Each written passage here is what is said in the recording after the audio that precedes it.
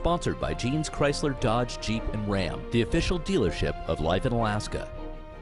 Interior Alaska, Joe Cook here. Once again, the sports seat for you this Thursday night. Hope your day is going well. Now let's talk some sports. When Allison visited Hutchinson earlier this month, the Hawks won 64-34, a beatdown. Last night, the Hawks came to Allison and the Ravens wanted to return the favor. The Battle of the Birds, it wasn't a beatdown by any means. It turned out to be the game of the night. The Hawks started out strong with a 10-3 lead thanks to some Darren Silas threes. The Ravens' Javante Kincaid would answer, leading his team on a 14-0 run, and the Ravens led 19-12 after one. Allison was up 30-26 at halftime. Both stars kept the game close in the third as Silas and Kincaid went at it. Down 2 points, Kincaid, who had 21 points, gets the steal, and after that he will get an and one, and they will call an intentional foul. The Ravens hit their free throws and had a 6-point swing, 48-44. But Allison and the Hawks, they kept fighting back. Daniel Page, he hit a three, and he had Page finish with 10 points for the night. In the fourth, the teammates just stepped up. Anthony Griffith was a force. He had 17 points, bringing the Ravens within 5 after a Hawks 14-8 run with 53 seconds left. But the Hawks complete the comeback and hold off the Ravens for a 62-57 win. Silas hit shots down the stretch, finishing with the game-high 25 points and 4 blocks for Hutchinson. We didn't get off to a hot start, and at halftime, we talked it over and decided it's time to turn it on. We just had to play better D and just had to make shots when it counted. Yeah, this game, I tease people. I think my baby's going to come out ADHD because it's stressing me out. We learn from these games and learn how to keep our composure and be under control and stuff. So I think it's really good for our young kids. And I mean, you know, all of them in general. Hopefully when we get to the postseason, we don't make the mistakes we're making now.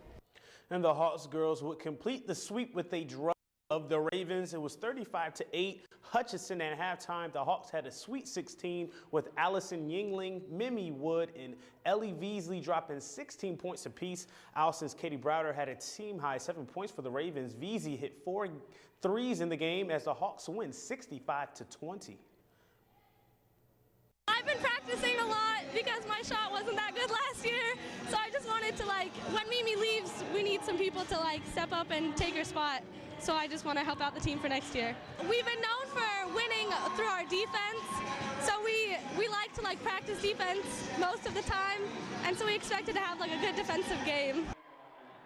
And the Nanics hockey team will be putting their 6-game winning streak on the line against the Miami Redhawks, the number 4 team in the nation. The way the Nanics are playing, it won't matter. They have confidence. UAF now has more conference wins than last year with 9. It has matched their win total from a season ago with 12. And they have a hot goalie, too. John Keeney was named the CCHA Rookie of the Month today. Keeney's 6 wins during the winning streak are the best in the nation by any goalie. The puck drops tomorrow at 3:35 Alaska time. We'll have scores right here on Channel 11. And another Fairbanks hockey team is putting their streak on the line in the big series this weekend as well. The Ice Dogs started a 3-game series with the Wenatchee Wild tonight in Wenatchee. The Ice Dogs are just 1 point behind the Wild in the West Division. The Ice Dogs have won 8 of their last 9 and riding a 4-game winning streak. Some hot dogs. Garrett Clement was named West Star of the Week for his 7 points against Springfield. Clement is the 3rd Ice Dog to be named Star of the Week in January, joining David Lowe and Jason Angus. We'll have the outcome of the game tomorrow.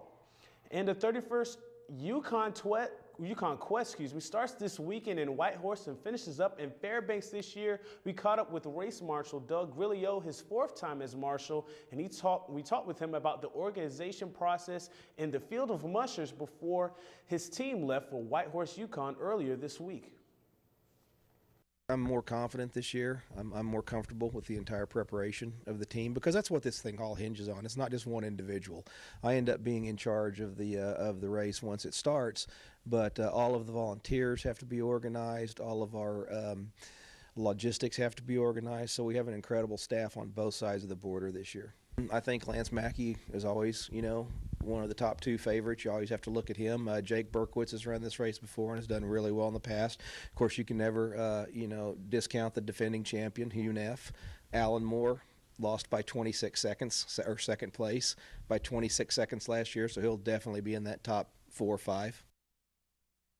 And just coming in, the Western Washington team was beating the Nanics 77-48, the final just coming into the newsroom just now. And as you saw, the Yukon Quest again this weekend, and we'll have daily updates on our sportscast once the Yukon Quest starts. And that'll do it for sports tonight. Thanks for rocking with me for a little while. For more KTVF sports, go to webcenter11.com, Twitter, YouTube, and our new mobile app. And stay cool, Alaska. Mike Schultz has your full weather forecast coming up next. We'll catch you next time.